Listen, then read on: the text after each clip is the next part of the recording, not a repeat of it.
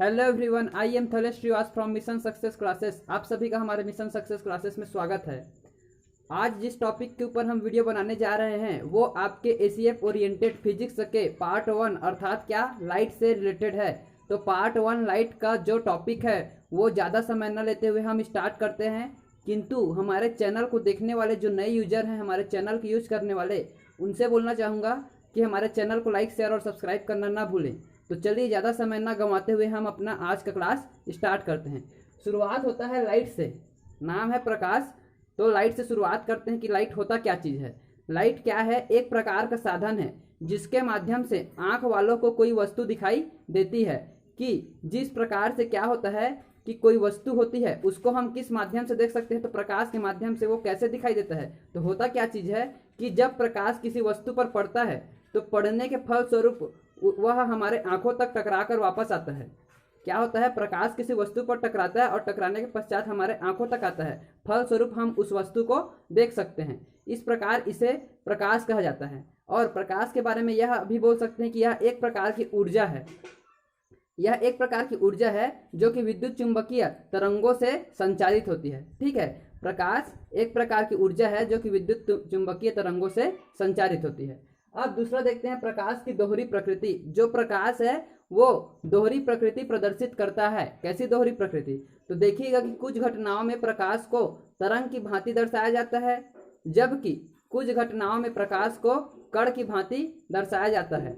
अर्थात जो प्रकाश है वह तरंग प्रकृति दर्शाता है और साथ ही साथ प्रकाश कण प्रकृति को भी प्रदर्शित करता है।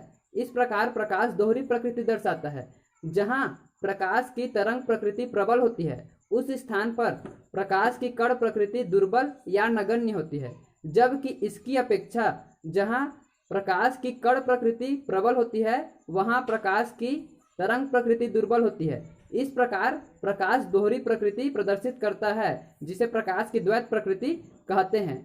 अब विद्युत चुंबकीय जो तरंग होते हैं वो प्रकाश के केवल कुछ ही गुणों की व्याख्या कर पाते हैं, समस्त गुणों की व्याख्या नहीं कर पाते हैं। जैसे प्रकाश का परावर्तन, प्रकाश का अपवर्तन, प्रकाश विवर्तन, उसके पश्चात ध्रुवण, ठीक है, सरल मार्ग में गमन। इस प्रकार की जो घटनाएं हैं उन्हीं घटनाओं को केवल विद्युत चुंबकीय तरंग द्वारा समझाया जा सकता है। किंतु इसके अलावा प्रकाश की जो अन्य घटनाएं हैं जैसे काम्पटन प्रभाव, विद्युत प्रभाव, तो इन प्रभावों को प्रकाश के विद्युत चुंबकीय तरंग द्वारा नहीं समझाया जा सकता। तो उस कंडीशन पर हम क्या करते हैं कि विद्युत चुंबकीय तरंग सिद्धांत की अपेक्षा हम प्रकाश के लिए हम दूसरे प्रकृति अर्थात कण प्रकृति का यूज करते हैं, जिसमें हम विद्युत प्रभाव को किसके माध्यम से देखते हैं? तो फोटॉन के सिद्धांत से इसको समझते हैं, जो कि आइंस्टीन द्वारा प्रतिपादित किया गया था। तो आइंस्टीन द्वारा प्रतिपादित जो फोटॉन का सिद्धांत है वह कण प्रकृति को ही प्रदर्शित करता है। इस प्रकार यह जाना जा सकता है कि प्रकाश जो है वो द्वैत प्रकृति दर्शाता है। एक तो वह तरंग की भांति भी प्रदर्शित होता है और दूसरा कण की भांति भी प्रदर्शित होता है। तीसरा देखने को मिलता है प्रकाश की चाल। अब प्रकाश के चाल के बारे में क्या चर्चा करेंगे? तो प्रकाश की चाल के बारे में चर्चा करें तो देखने को मिलता है कि रोमर नामक एक वैज्ञानिक हुए थे। उन्होंने क्या किया कि सर्वप्रथम बृहस्पति नामक एक ग्रह है, उस ग्रह के उपग्रहों की गति का मापन किया। ठीक है, उस ग्रह के उपग्रहों की गति का अध्ययन किया, मापन किया। उसके पश्चात उन्होंने प्रकाश की चाल प्रतिपादित की। उनके अनुसार हुआ क्या था कि बृहस्पति ग्रह के एक उपग्रह को लिया गया और एक उपग्रह के दो ग्रहणों के मध्य जो समय अवधि रहती है उस समय अवधि का मापन किया गया कि कुल कितना समय लगा, दो ग्रहण के मध्य कुल कितना समय लगता है उसका उन्होंने मापन किया। और मापन करने के पश्चात फिर इन्होंने प्रकाश का गति दर्शाया और उसके अनुसार क्या हुआ कि निर्वात में प्रकाश का चाल या प्रकाश का वेग सबसे अधिक होता है। किसमें होता है? निर्वात में प्रकाश का चाल या प्रकाश का वेग सबसे अधिक होता है। ठीक है, और इसके अलावा यह जानकारी प्राप्त हुई कि निर्वात में सबसे अधिक होता है। और प्रकाश की चाल कितनी होती है निर्वात में? तो 3 गुणित 10 के घात 8 मीटर पर सेकेंड। कितना? 3 गुणित 10 के घात 8 मीटर पर सेकेंड होती है निर्वात में।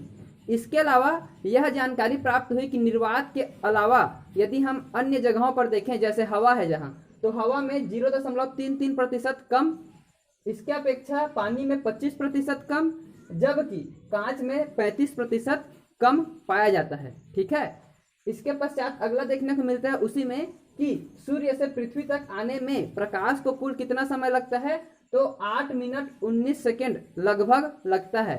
सूर्य से पृथ्वी तक आने में प्रकाश को कितना समय लगता है, लगभग 8 मिनट 19 सेकेंड। जबकि चंद्रमा से परावर्तित होकर प्रकाश को पृथ्वी तक पहुंचने में कितना समय लगता है, तो लगभग 1.28 सेकेंड। दोनों याद रखिएगा कि सूर्य से पृथ्वी तक आने में 8 मिनट 19 सेकेंड, जबकि चंद्रमा से परावर्तित होकर पृथ्वी तक जाने में कितना समय लगता है, तो लगभग 1.28 सेकेंड का समय लगता है। इस प्रकार से प्रकाश का जो बेसिक नॉलेज है वो हमें मिलता है। इसके पश्चात अगले टॉपिक पे जाते हैं। तो अगला टॉपिक आता है हमारा प्रकाश का परावर्तन, रिफ्लेक्शन ऑफ लाइट। क्या? Reflection of light. तो चलिए देखते हैं प्रकाश का परावर्तन होता क्या चीज है। परावर्तन के बारे में आप लोगों ने 6वीं 7वीं क्लास से ही पढ़ाई की होगी, उसके बारे में आप लोग भली भांति परिचित होंगे ही। तो उसको मैं बताना चाहूंगा कि परावर्तन होता क्या चीज है। परावर्तन क्या होता है कि जब प्रकाश क्या होता है, जब किसी पृष्ठ से टकराता है। ठीक है, जब प्रकाश किसी पृष्ठ से टकराता है और टकराने के पश्चात फिर क्या होता है, वह आगे बढ़ने लगता है। ठीक है, टकराकर वापस लौट रहा है। तो जब प्रकाश किसी पृष्ठ से टकराकर वापस लौटता है तो यह घटना क्या कहलाती है, परावर्तन कहलाती है। आप लोग देखे होंगे, जैसे उदाहरण के रूप में क्या होता है, दर्पण पर क्या होता है, जब प्रकाश पड़ता है तो टकराने के पश्चात फिर वहां से वह रिफ्लेक्ट होकर दूसरी दिशा में जाने लगता है, किंतु वह आगे की ओर नहीं बढ़ता है, वह वापस लौटता है। ठीक है, तो इस घटना को प्रकाश का परावर्तन कहते हैं। जैसे उदाहरण के रूप में मान लीजिए प्रकाश ए की ओर से आ रही है। कहाँ से आ रही है? ए की ओर से प्रकाश आ रही है और ए से आने के पश्चात वह ओ तक जाती है। प्रकाश ए से आ रही है और ए से ओ तक जाती है। प्रकाश यहाँ से आ गया, ये दर्पण है मान लीजिए। ठीक है, ये जो ओ वाला समतल दिख रहा है ये दर्पण है। तो प्रकाश ए दिशा से आ रही है और आने के पश्चात ओ से टकरा रही है, इसके समतल दर्पण से टकरा रही है, कोई बिंदु है ओ। अब यहाँ से टकराने के पश्चात ये आगे की ओर नहीं बढ़ रही है। ठीक है, यहाँ से टकराने के पश्चात ये आगे की ओर नहीं बढ़ रही है, अपितु इसी दिशा में वापस हो जा रही है। ठीक है, तो ये किधर जा रही है, आगे बी दिशा की ओर बढ़ रही है। अर्थात ए से ओ की तरफ आई और ओ से फिर ये आगे बी की तरफ बढ़ गई, यह इधर सामने की ओर आगे नहीं बढ़ी है। ठीक है, तो जब वह ए से ओ की ओर आ रही है और बिंदु ओ से टकराने के पश्चात बी दिशा की ओर जा रही है, तो यही घटना क्या कहलाती है, परावर्तन कहलाती है। ठीक है, अब परावर्तन में हम देखें तो जो किरण क्या होती है, प्रकाश के रूप में आ रही है, मतलब यहाँ से प्रकाश के रूप में आने वाली किरण क्या कहलाती है, आपतित किरण कहलाती है। तथा बिंदु ओ से टकराने के पश्चात जो आगे की ओर बढ़ रही है वह किरण कहलाती है परावर्तित किरण। ठीक, आने वाली किरण आपतित किरण और जाने वाली किरण परावर्तित किरण। और बीच में जो यह लंब के रूप में बना हुआ है उसको बोलते हैं अभिलंब। ठीक है, सबका नाम याद हो गया। इसको आपतित किरण, जाने वाले को परावर्तित किरण और बीच वाले को अभिलंब कहते हैं। तो यहाँ क्या होता है, इस कंडीशन पर परावर्तन के नियमानुसार ये परावर्तन हो गया। अब हम परावर्तन के नियम को देखें तो परावर्तन का नियम क्या कहता है कि अब ये आपतित कोण है और ये आपतित किरण है और ये परावर्तित किरण। तो आपतित किरण आ रही है और यहाँ पास अभिलंब के साथ में जो कोण बना रही है तो इसको बोलेंगे आपतित कोण। ठीक है, आपतित किरण अभिलंब के साथ जो कोण बना रही है उसको बोलेंगे आपतित कोण, जबकि परावर्तित किरण अभिलंब के साथ जो कोण बना रही है उसको बोलेंगे परावर्तित किरण। तो अब इसके अनुसार क्या हो जाएगा परावर्तन के नियम से, कि पहला नियम बोलता है परावर्तन का कि आपतित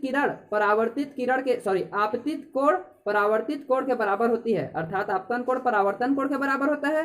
तो आपतन कोण को यदि हम परावर्तन कोण के बराबर में बताएं तो इस कंडीशन पर यह हो जाएगा, इसका आपतन कोण क्या होगा, ए से ओ की ओर आ रही है, ओ से एन, अर्थात कोण ए ओ एन। ठीक है, आपतन कोण क्या होगा, कोण ए ओ एन। आपतन कोण परावर्तन कोण के बराबर होता है, पहला बोला है, तो परावर्तन कोण क्या होगा, एन ओ बी। क्या हो जाएगा यहाँ, एन ओ बी। यहाँ मैं नीचे में बताया भी हूँ कि ए ओ एन किसके बराबर हो जाएगा, एन ओ बी के। ये ए ओ एन क्या है, तो ये आपतन कोण है, एन ओ बी क्या है, तो परावर्तन कोण है। इस प्रकार से आपतन कोण परावर्तन कोण के बराबर हो जाता है। अब यहाँ आपतन कोण के रूप में बन क्या रहा है, तो कोण आई, तो कोण आई हो गया। अब परावर्तन कोण के रूप में क्या बन रहा है, तो कोण आर, तो कोण आर हो गया। इस प्रकार से कोण आई कोण आर के बराबर हो रहा है, अर्थात आपतन कोण परावर्तन कोण के बराबर हो रहा है, पहला नियम। दूसरा नियम क्या बोलता है कि आपतित किरण, परावर्तित किरण और अभिलंब तीनों एक ही तल पे होंगे या एक ही समतल पर होंगे। क्या बोला कि आपतित किरण, परावर्तित किरण और अभिलंब तीनों एक ही समतल पर या एक ही तल पर होंगे। ये होता है परावर्तन के दो नियम, ठीक है। अब ये दोनों नियम यहाँ फॉलो कर रहे हैं, पहला नियम तो हो ही गया कंप्लीट, दूसरा नियम भी यहाँ हो रहा है। आपतित किरण, परावर्तित किरण और अभिलंब तीनों एक ही तल पर हैं, तो दोनों नियम यहाँ पर क्या हो गए, प्रूफ हो गए। अब उसके पश्चात अगला आता है टॉपिक हमारा समतल दर्पण।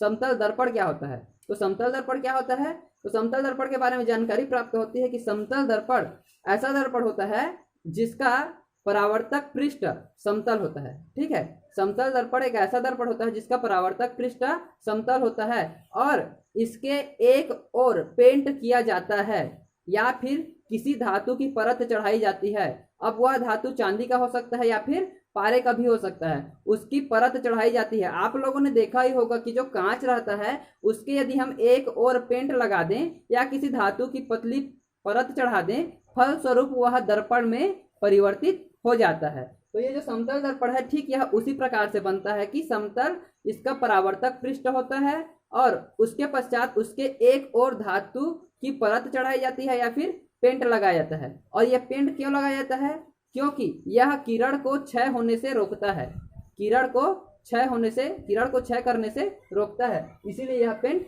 लगाया जाता है। इस प्रकार से समतल दर्पण के बारे में जानकारी मिलती है। अब हम समतल दर्पण के प्रतिबिंब के बारे में बात करें तो समतल दर्पण में प्रतिबिंब किस प्रकार से बनता है, तो उसके बारे में देख लेते हैं। जो समतल दर्पण होता है उसका जो प्रतिबिंब होता है वह समतल दर्पण से उतनी ही दूरी पर बनता है जितनी दूरी पर वस्तु रहता है, ठीक है। समतल दर्पण का प्रतिबिंब उतनी ही दूरी पर बनता है जितनी दूरी पर वस्तु रहता है और समतल दर्पण का जो प्रतिबिंब बनता है वो समतल दर्पण में जो प्रतिबिंब बनता है वस्तु का, वह वस्तु से पार्श्व उल्टा होता है। तो इस प्रकार से उसका प्रतिबिंब की स्थिति क्या होगी, तो प्रतिबिंब की स्थिति होगी कि वस्तु के बराबर होगा, ठीक है। वस्तु के बराबर, क्योंकि जितनी दूरी पर वो बन रहा है उतनी दूरी पर बन रहा है, तो वस्तु के बराबर हो गया। वस्तु के बराबर होगा, उसका प्रतिबिंब प्लस काल्पनिक होगा और इसके अलावा इसका पार्श्व उल्टा होगा, ठीक है। काल्पनिक होगा, पार्श्व उल्टा होगा तथा वस्तु के बराबर होगा। अब अगला देखते हैं हम समतल दर्पण का उपयोग। समतल दर्पण का उपयोग किस प्रकार करते हैं, इसका उपयोग कहाँ कहाँ करते हैं, तो समतल दर्पण का उपयोग किया जाता है परिदर्शी में वस्तु में, बहुरूपदर्शी वस्तु में तथा आईना में। कहाँ कहाँ समतल दर्पण का उपयोग होता है, परिदर्शी में, बहुरूपदर्शी में और आईने के रूप में, ठीक है। अब अगला देखते हैं गोलीय दर्पण। गोलीय दर्पण क्या होता है, तो गोलीय दर्पण क्या होता है, गोलीय दर्पण जो होता है वह किसी गोलीय खंड के रूप में रहता है। गोलीय दर्पण गोलीय खंड के रूप में रहता है। आप देखिएगा कि किसी तल में यदि गोलीय खंड बना हो तो हम उसको गोलीय दर्पण के रूप में क्या कर सकते हैं, चिन्हांकित कर सकते हैं, ठीक है। गोलीय दर्पण गोलीय खंड के रूप में रहता है जिसके एक और शीशे के एक और क्या करते हैं, इसमें भी धातु की परत लगी होती है। कौन से धातु की, तो पारे धातु की परत लगी होती है। गोलीय दर्पण में याद रखना है कि यह गोलीय खंड के रूप में रहता है। किसके रूप में रहता है, गोलीय खंड के रूप में रहता है जिसके एक और शीशे के एक और क्या करते हैं, पारे धातु की परत लगाई जाती है, ठीक है। और इसके अलावा उसमें और क्या जानकारी प्राप्त होती है, तो गोलीय दर्पण दो प्रकार के होते हैं। गोलीय दर्पण कितने प्रकार के होते हैं, तो दो प्रकार के होते हैं। एक होता है अवतल दर्पण और दूसरा होता है उत्तल दर्पण। इस प्रकार से हमें गोलीय दर्पण के बारे में जानकारी मिलती है। याद रखिए गोलीय दर्पण होता क्या चीज है, तो किसी तल को यदि गोलीय खंड के रूप में परिवर्तित किया जाए तथा शीशे के एक और पारे धातु की क्या लगाई जाए, परत लगाई जाए, तो उसको हम गोलीय दर्पण कह सकते हैं, जो कि दो प्रकार का होता है, अवतल दर्पण और उत्तल दर्पण। इस प्रकार से आज का जो प्रमुख टॉपिक है लाइट, ठीक है, या प्रकाश की प्रकृति एवं चाल, जो प्रमुख टॉपिक है और फिजिक्स टॉपिक का फर्स्ट पार्ट है एसीएफ ओरिएंटेड, उसके बारे में हमने चर्चा कर लिया। अब इसके बाद अगले क्लास में हम आपको बताएंगे इसके अवतल दर्पण तथा उत्तल दर्पण की प्रकृति, उसकी प्रवृत्ति और उसमें बनने वाले उसके प्रतिबिंब के बारे में। तब तक के लिए आप हमसे जुड़े रहिएगा। तथा जो नए यूजर हैं उनको मैं पुनः बोलना चाहूंगा कि हमारे चैनल को लाइक शेयर और सब्सक्राइब जरूर कर दें, ताकि आपको हमारे समस्त वीडियोस प्राप्त होते रहें। बेल आइकन दबाना ना भूलें, आपको समस्त नोटिफिकेशन मिलते रहेंगे। एवं जो एसीएफ की तैयारी कर रहे हैं हमारे समस्त वीडियोस को जरूर देखें, आपको एसीएफ में सफलता अवश्य मिलेगी। हमारे वीडियोस को देखने के पश्चात उसको घर में प्रैक्टिस जरूर करें। धन्यवाद।